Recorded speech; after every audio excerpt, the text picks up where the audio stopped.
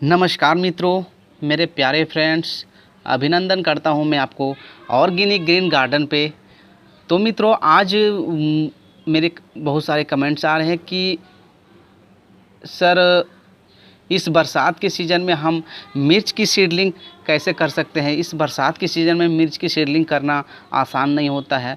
बहुत सारी ये बरसात के मौसम में मिर्च की जो सीडलिंग होती है, जो पौधा होता है, वो बरसात में पानी के ज़रिए गल जाती है और सही से प्लांट्स और सही तरीके से पौधा नहीं बन पाते हैं, गल जाते हैं, बहुत सारा गल जाते हैं।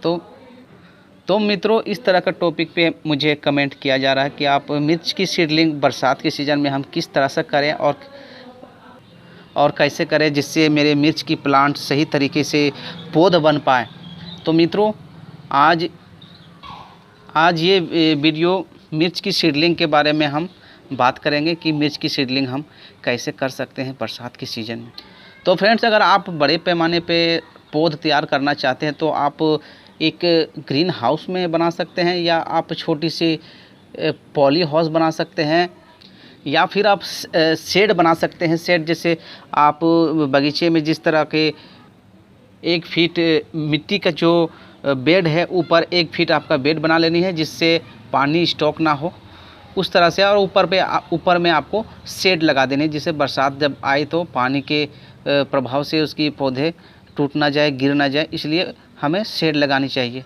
और ऐसी शेड लगानी चाहिए कि कुछ धूप की जो मात्रा है कम से कम 50% उस प्लांट्स को मिलना चाहिए। और अगर हम छोटे पैमाने पे आप सीडलिंग करना चाहते हैं और अपना घर के टेरेस पर आप अगर कुछ मिर्च की प्लांट लगाना चाहते हैं तो बहुत अच्छी है।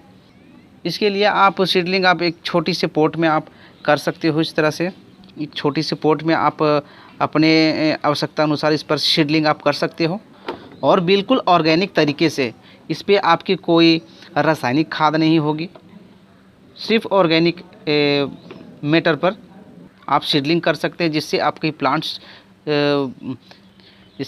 आपका सक्सेस रेट जो होगी वो 100% सक्सेस रेट इस पोटिंग मिक्स पे आपको मिल सकती है। तो फ्रेंड्स, आज हम बात करने वाले हैं छोटी सी पॉट पे आप सीडलिंग कैसे कर सकते हैं। अपने टेरेस पर आप अगर मिर्ची के प्लांट लगाना चाहते हैं तो आप इस तरह से सीडलिंग कर सकते हो।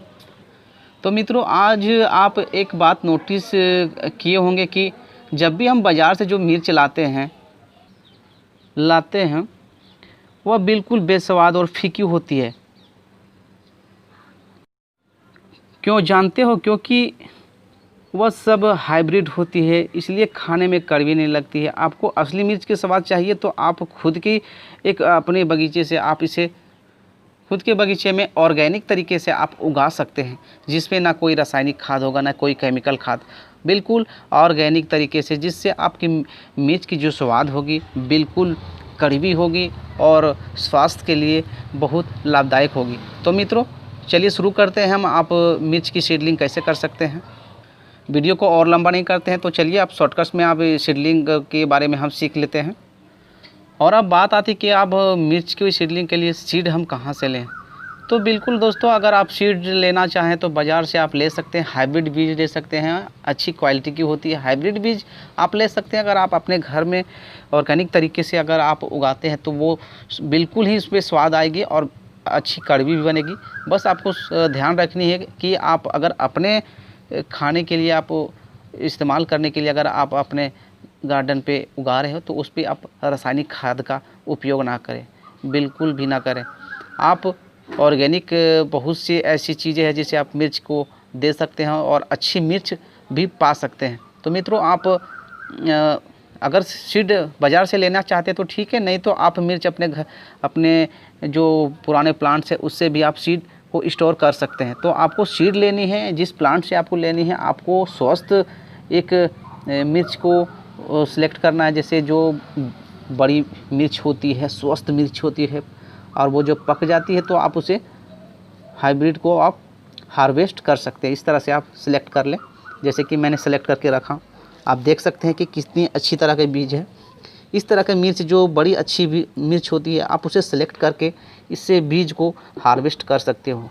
इस तरह से आप ले लें बड़ा सी मिर्च, जिससे आपकी पौध जो बनेगी, प्लांट्स बनेगी, बहुत हेल्दी बनेगी और मिर्च भी काफ़ी आएगी।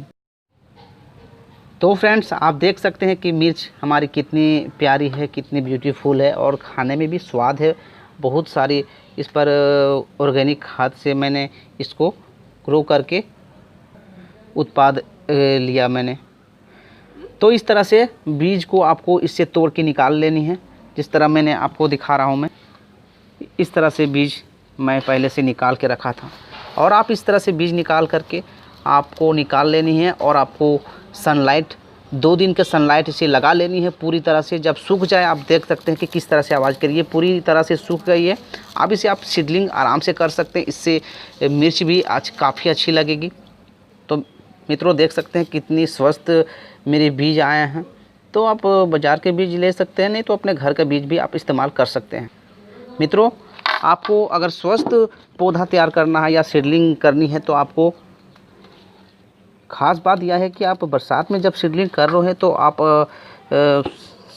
अपने ग्रीन हाउस पे या शेडी एरिया पे भी आप सीडलिंग कर सकते हैं, जहाँ पर आपकी सुबह के 2 घंटा या 1.5 घंटा भी धूप मिले, तो आपका जो सीड्स की जो प्लांट्स है वो अच्छी तरह से सर्वाइव कर जाएगी और पौध तैयार हो जाएगी। तो इसके लिए हम ले सकते हैं 1 पार्ट कोकोपीट और दूसरा भाग पत्तों की खाद। और अगर आपके पास पत्तों की खाद नहीं है तो आप गोबर की काउडाउन के ले सकते हैं, बिल्कुल सड़ी हुई, और नहीं हो तो आप वर्मी कंपोस्ट भी ले सकते हैं। वर्मी कंपोस्ट आपकी ऑर्गेनिक खाद है और इस पे मिर्च बहुत तेज़ी से सर्वाइव करती है, अच्छी मिर्च भी लगेगी। इसलिए आप ऑर्गेनिक खाद का ही उपयोग करें। आपको घर में इस्तेमाल करना है तो आप रासायनिक खाद का उपयोग ना करें। तो मित्रों, 80% आपको कोकोपीट लेना है और 20% पत्तों वाली खाद, और इसे आपको मिक्सअप कर लेनी है। तो इसको हमको इस तरह से इस पर मिक्सअप कर लेना है, दोनों इस तरह से मिक्सअप कर लेना है मित्रों। और अगर आपके पास कोई फंगिसाइड है, जैसे आप इसे बाज़ार में आपको बहुत इजीली तरीके से अवेलेबल है, ये आपको बहुत बाज़ार में आपको सीड्स की जो शॉप है वो आप वहाँ से ला सकते हैं, बहुत आसानी से आपको मिल जाएगी। तो इस पे आपको 3 ग्राम या 4 ग्राम की मात्रा में इस पर डाल लेनी है, जिससे आपकी सीडलिंग पे फंगस ना लगे। इस तरह से फंगिसाइड का आप मिक्सअप कर ले, क्योंकि पत्ती के खाद में अक्सर हमारी फंगस लगने की शिकायत हो जाती है, इसलिए हम इस पर फंगिसाइड का इस्तेमाल कर लेते हैं। ये फंगिसाइड आपका जितनी भी ये छोटे छोटे कीड़े बनती है वो इस फंगिसाइड से वो बिल्कुल ख़त्म हो जाएंगे और हमारे सीड्स को किसी तरह का नुकसान नहीं हो पाएगा। तो फ्रेंड्स, पूरी तरह से मैंने मिक्सअप कर लिया। अब इसे हम पॉट पे डाल लेता हूँ। तो मित्रों, इस तरह से पोटिंग मिक्स मैंने तैयार कर ली है सीडलिंग के लिए। आप देख सकते हैं इस तरह से आपको कोकोपीट और पत्तों वाली खाद और फंगिसाइड का मैंने 3 पार्ट को मिक्सअप कर लिया हूँ। और अब चलते हैं सीड्स का बात कर लेते हैं। तो मित्रों, इसे भी हम एक फंगिसाइड से उपचार कर लेंगे, क्योंकि बहुत सारी फंगस ऐसी होती है कि बीच में फंगस लग जाती है और हमारे जो प्लांट्स होती है वो सर्वाइव भी नहीं कर पाती है और सही सीडलिंग का जो रेट होती है वो घट जाती है। इसलिए हम जब भी सीडलिंग करते हैं तो वो फंगिसाइड से हम उपचार कर लेते हैं। अगर आपके पास कोई भी फंगिसाइड हो या ट्राइकोडर्मा है तो आप उससे उपचार कर लें, क्योंकि ट्राइकोडर्मा एक बहुत अच्छी फंगिसाइड है, वो जैविक फंगिसाइड है। ट्राइकोडर्मा एक बहुत अच्छा विकल्प है, आप उसे भी यूज कर सकते हैं। अगर आपके पास अगर अवेलेबल है तो आप ट्राइकोडर्मा का ही उपयोग कर सकते हैं। अभी मेरे पास ये रासायनिक फंगिसाइड है, क्योंकि मैं इसे बीज को उपचार करना है, इसलिए मैं इसे 2 ग्राम की मात्रा इस पर डाल दूँगा इस तरह से, और इसे इस तरह से मिक्सअप कर लेनी है। ये बीज उपचार की विधि है, इस तरह से हम कर लेनी है, जिससे हमारी जो बीज के जो सक्सेस रेट होगी वो 100% उगने की चांसेस हो जाती है। इस तरह से हमें उपचार कर लेनी है इस तरह से।